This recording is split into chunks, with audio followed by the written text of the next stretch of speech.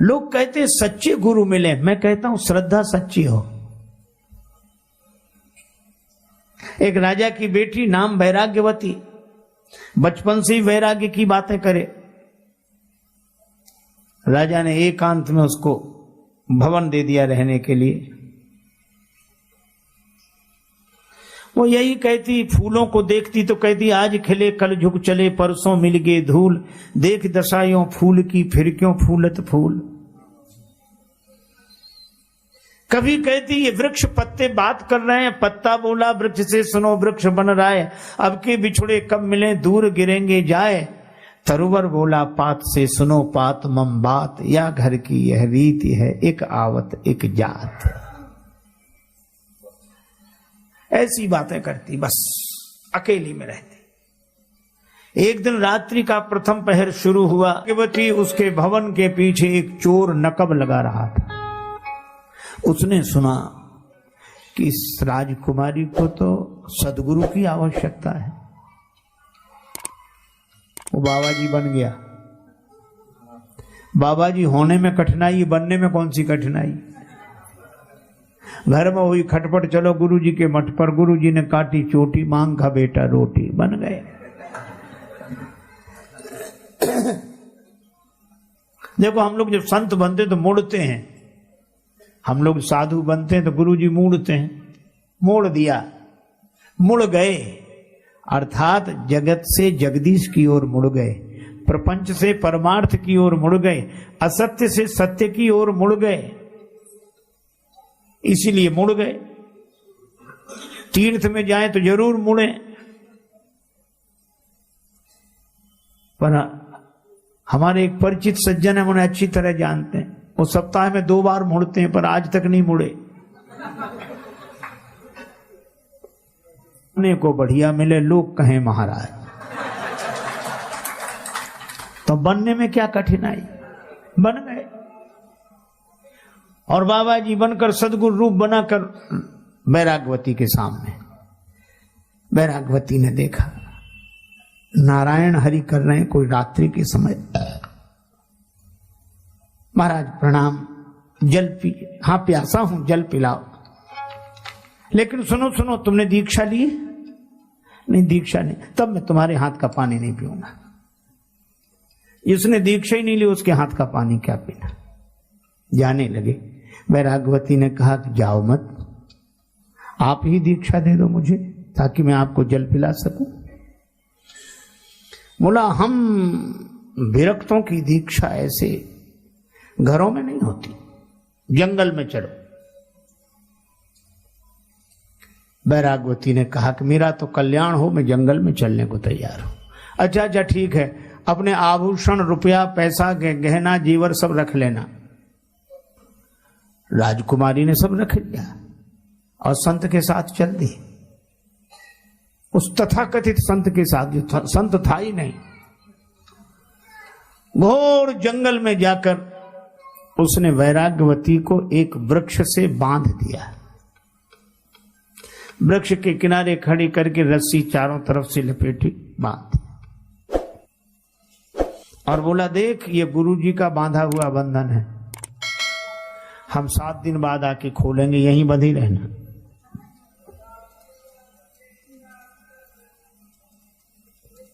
हो सकता है हम जल्दी आ जाएं, परसों ही आके खोल।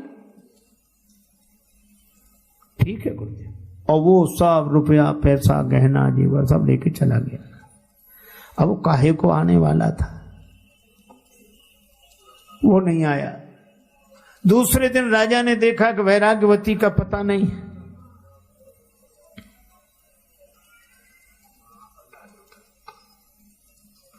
राजा दूसरे दिन अपने घोड़े पर सवार होकर सब जगह वैराग्यवती को खोजते हुए गया। वृक्ष से बंधी हुई बेटी को देखकर कहा कि बेटी तुम्हें ये कौन बांध गया है? वैराग्यवती ने कहा कि मेरे गुरुदेव ने बांधा है।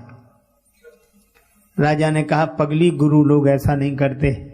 कोई छद्म वेशधारी तुझे ठग कर गया है, ला मैं तुझे बंधन से मुक्त करूं, घर चल मेरे साथ। वैराग्यवती ने कहा पिताजी आपको प्रणाम है, पर गुरु जी का बांधा हुआ बंधन नहीं खुलवाऊंगी। राजा ने बहुत समझाया, नहीं मानी तो कहा बंद ही रहे।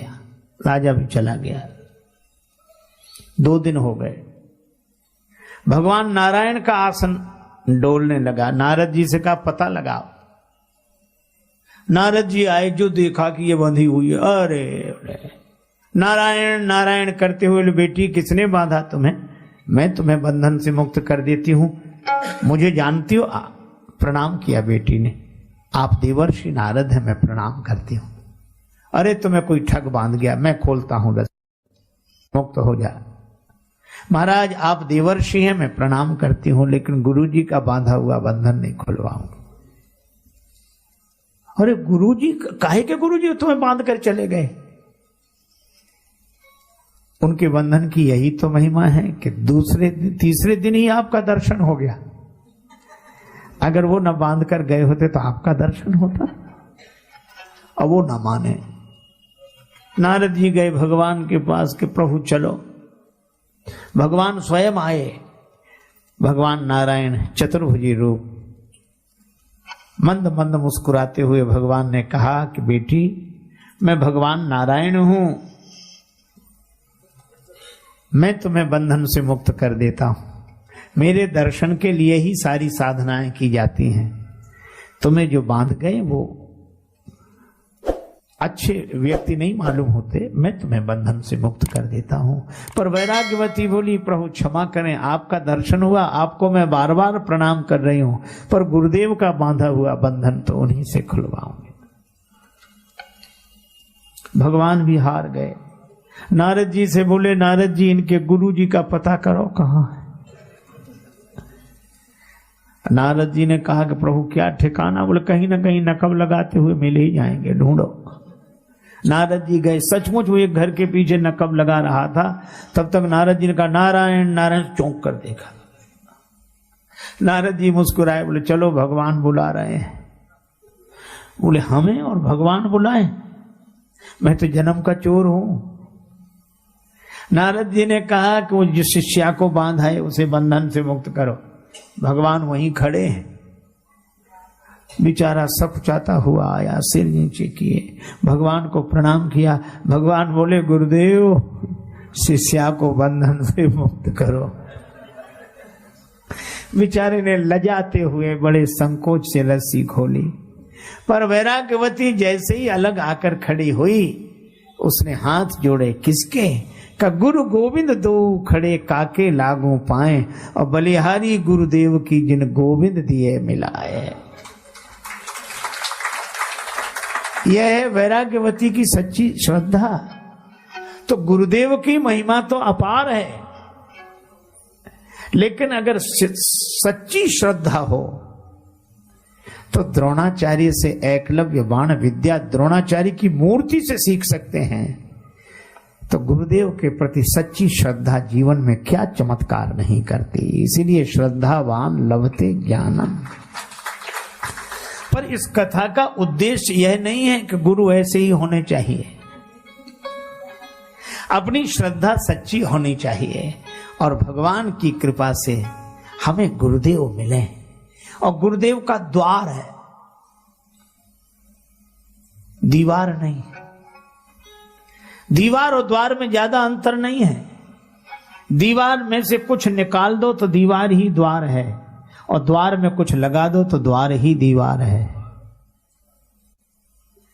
जिनके पास अहंकार का कुछ लगा है, द्वार ही दीवार बन गया है, और अहंकार का कुछ निकल गया तो दीवार ही द्वार बन गई है।